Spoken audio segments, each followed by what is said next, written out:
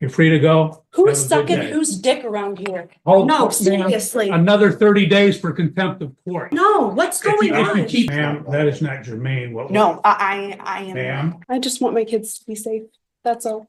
she has withheld the children, that she's failed to comply with the order of, But there's reason, sir. excuse me? There's reason. Okay. Valid reason. Okay, ma'am, you're done. So, ma'am, unfortunately, you leave me no choice, but the court will sentence you to. This wild court hearing just went down between a mother and her ex-husband. She's been keeping the kids from him and even went as far as making false accusations against him.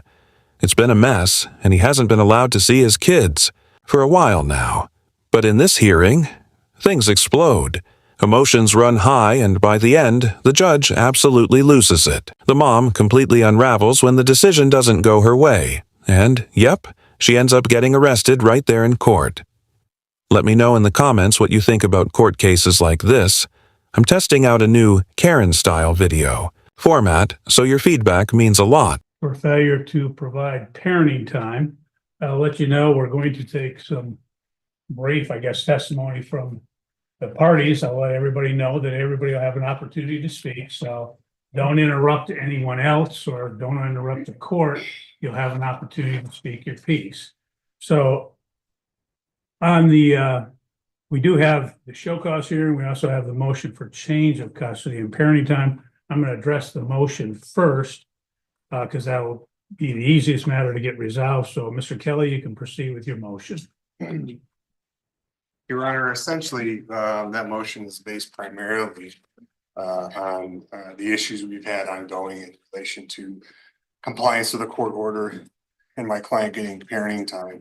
It's directly and impacts the child custody factors, and I'll name the ones that are impacted due to this withholding occurrence.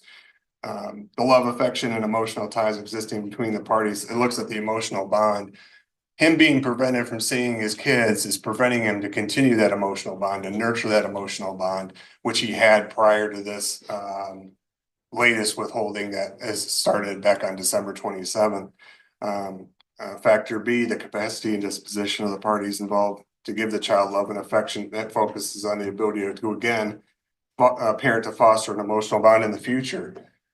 He's having a hard enough time in the present, again, because she's not keeping in compliance with the court order, and he's not able to see these girls to be able to have a solid relationship and foster that relationship. The length of time they've lived in a stable, satisfactory environment, I'd submit to the court. Defendant's home is not stable, considering the allegations she's made that have been investigated by CPS twice, police twice, and both been denied. Nothing's come of it, which leads me also to the moral fitness of the parties involved, which ties into the same factor. But we have to keep in mind, Your Honor, at the beginning of this case, he was charged with domestic violence in relation to her essentially going after him to get keys to his truck so she could get some pot and smoke it. As he's being arrested, she's telling him, "I want you to come home." He, of course, gets him on bond. He can't have any contact. Once the bond conditions get lifted, she's contacting him through text and saying, "Hey, let's meet you and the girls get together and we can go to the zoo, or we can go to a park." Okay, Mr. Kelly, how does this relate to your motion? It's related to, Your Honor, again, the moral fitness involved, as well as the stable, satisfactory environment, in that she's accusing him of sex with girls. But before all this, she's wanting him to come home. I had to bleep out that word for obvious reasons. YouTube really doesn't play around with it. But honestly, this kind of thing is one of my biggest pet peeves when it comes to false accusations. Now, I'm not saying the guy's innocent. That's for the court to decide, and we'll see how it all unfolds in just a minute. But situations like this make it so much harder for real victims to be taken seriously. When people make up serious accusations, especially something as dark as this, it doesn't just hurt the accused, it damages the credibility of actual survivors. It's incredibly frustrating and honestly just infuriating. And the fact that his ex-wife is accusing him of something so horrible, especially involving a child, if she's lying, Man, I genuinely feel for this guy. That's the kind of accusation that sticks with someone forever, even if they're completely cleared. She's wanting a relationship with him. She's wanting her family essentially reunified. Those two things don't jive together, Your Honor. And I would think that essentially it's a fabrication, which would go again to the moral fitness and also to the mental and physical health of the parties, Your Honor. You're making these allegations, these terrible allegations, but on the other hand, you're still wanting the same guy who's supposedly doing this stuff to come into your house. Finally, Your Honor, the unwillingness and ability to facilitate and encourage a relationship. Again, this is the fourth motion we're here this morning on, Your Honor, for him to see his girls. She doesn't follow your court orders. She withholds them for no valid reason. And she's clearly shown she's not gonna facilitate a relationship between him and his kids. I think that's more than enough that gets us over the threshold of a change in circumstance or proper cause, because these things are having a significant impact on these girls' lives in terms of having a relationship with their mother. So we would request, as part of our relief, that you set this matter for an evidentiary hearing. We're also requesting during the interim that my client get temporary parenting time starting today, and that he continue to have them until the evidentiary hearing. That mom's parenting time be supervised at her expense, because she's clearly shown an unwillingness to follow your rulings or to comply with your court orders. I think if you don't do that, she's going to take these kids and run, and we're going to be in a bigger mess than we are today. Okay, thank you. Ms. Couch, if you wish to speak to the motion. I had some statements, but it's just what I had submitted to the court. Okay, go ahead, tell me, and then Okay, would you like me to stand? whatever you wish. If it's more comfortable sitting, go ahead, but speak up a little. So we can- Okay, I said that his first statement was true, but the second statement that he said was false. I said I previously tried to change parenting time because of the videos the plaintiff had been watching. It was reported to Penfield's police department because plaintiff was previously residing in Penfield. I spoke to their sheriff where we looked at the videos together, and he told me that he would be conducting a search and not to address the matter to the plaintiff because he would need time to get 2 search warrants, and the investigation was never done. Yeah, I'm not buying it. The second I heard this Karen say the police didn't believe her totally made-up story, I already knew what kind of mess we were dealing with.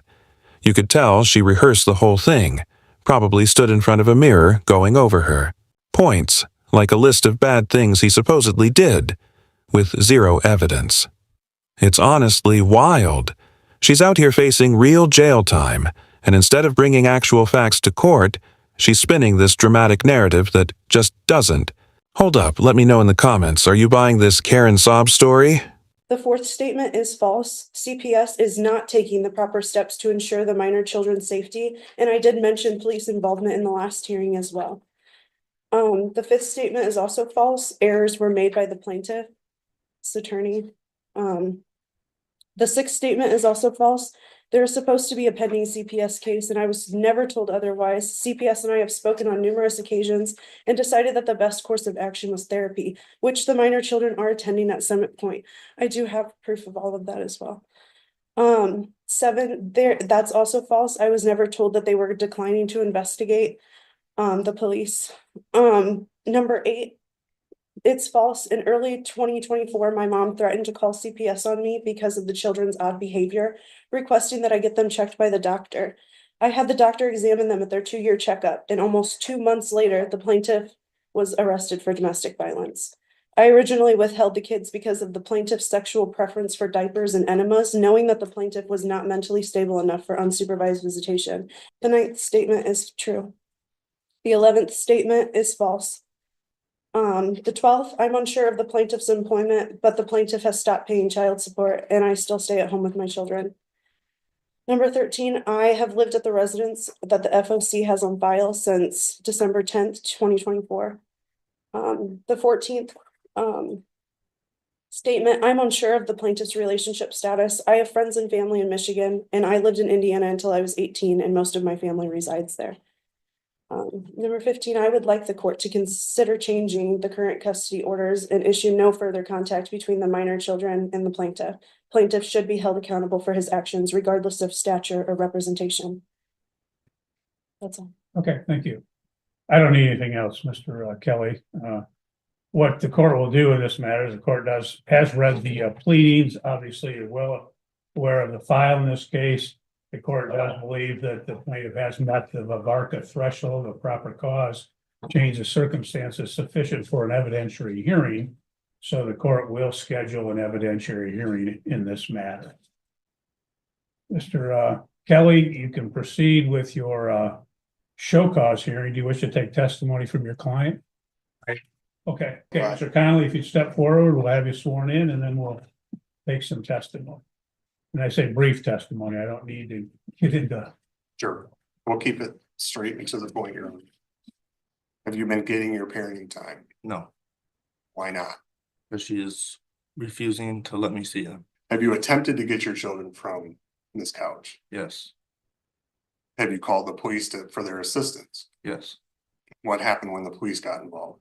That she slammed the door in their face, denies them, and just tells them no. Have you filed motions with the court to get parenting time? Yes, Has the court awarded you make up parenting time? yes, Most recently, did the court award you parenting time in January of this year? yes, Did you attempt to go pick the children up for that make up parenting time? yes. What happened? She refused to give them to me again.